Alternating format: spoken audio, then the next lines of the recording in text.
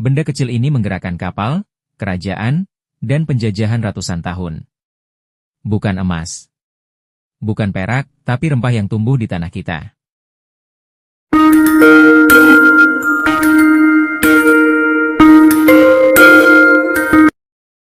Jalur rempah ketika rempah mengubah dunia.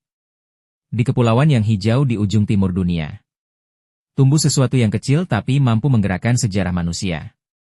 Misalnya, pala, cangkih, lada, kayu manis. Bukan emas. Bukan perak. Justru rempah-rempah yang mengubah dunia. Di Eropa abad pertengahan, rempah bukan sekadar penambah rasa. Rempah adalah simbol kekayaan, status, dan kekuasaan.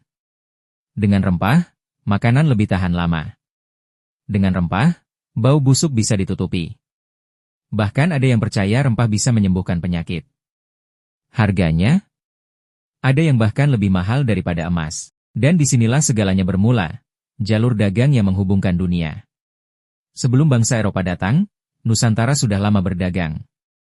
Rempah dari Maluku, Jawa, Sumatera, dan Kalimantan dikirim ke pelabuhan besar, Aceh, Malaka, Gresik, Tidore dan Ternate.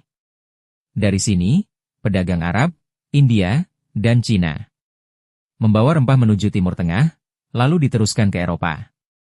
Ini yang kemudian dikenal sebagai jalur rempah. Bukan sekadar jalur perdagangan tapi jalur peradaban. Di sepanjang jalur ini, kota tumbuh. Kerajaan menjadi kaya, budaya saling bertemu dan ilmu pengetahuan menyebar. Namun ada satu masalah besar. Bangsa Eropa tidak puas hanya membeli. Mereka ingin menguasai sumbernya langsung. Dan semuanya berubah. Awal penjelajahan jauh.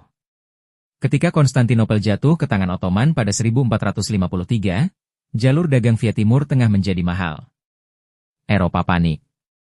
Kalau begitu, kita harus menemukan jalan sendiri menuju Nusantara. Mulailah era besar. Portugis berlayar memutari Afrika, Spanyol menyeberangi Samudra Atlantik dan Belanda dan Inggris ikut mengejar. Tujuan mereka sederhana. Menemukan sumber rempah. Memonopoli dagang.